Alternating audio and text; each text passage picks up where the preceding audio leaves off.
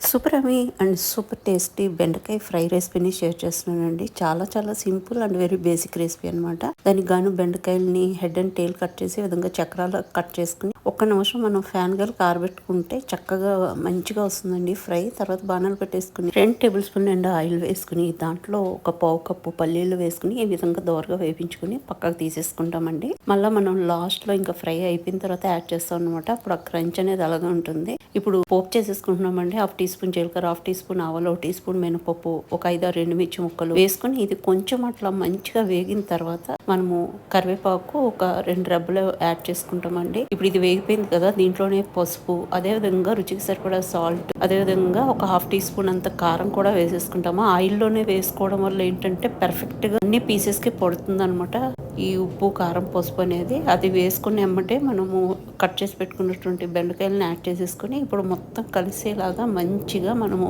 కలుపుకుంటామండి. మాటికి కలుపుకుంటూ ఉండకూడదు, ఎందుకంటే ఆ గమ్ అనేది మనకి పెరిగిపోతూ ఉంటుంది అనమాట ఎక్కువసేపు కలుపుతూ ఉంటే. ఈ టైంలో పావు చెక్క నిమ్మరసం పిండుకున్నా సరే మనకు ఆ గమ్ టెక్స్చర్ అనేది తగ్గిపోతుందండి. ఇంక ఈ విధంగా మనం 10 నిమిషాల పాటు బెండకాయ పీసెస్ అన్ని వదిలిపోయే వరకు ఫ్రై చేసేసుకుంటాము. ఇంకా తర్వాత మనం ఫ్రై చేసి పెట్టుకున్నటువంటి పల్లీలు పైనుంచి వేసేసుకుని మిక్స్ చేసేసుకుని చక్కగా సర్వింగ్ డిష్ లోకి తీసుకుని సర్వ్ చేయడమేనండి. ఇంక ఇది వైట్ రైస్ లో కలుపుకుని తిన్నా చాలా బాగుంటుంది. అదే విధంగా సైడ్ డిష్ గా కూడా చాలా బాగుంటుందండి. ముఖ్యంగా పప్పు కలగలుపు కూరలకు కానీ, రసం, సాంబారు, టమాటా రసం ఇలాంటి వాటికి బెస్ట్ కాంబినేషన్ అనమాట. ఇంకా నేను ఈ రోజు పప్పు మామిడికాయ కాంబినేషన్ లో చేయడం జరిగింది. ఫ్రెండ్స్, మీకు ఈ వీడియో నచ్చితే లైక్ చేయడం మాత్రం మర్చిపోద్దు. మీరు చేసే ప్రతి లైక్ కూడా చాలా విలువైంది.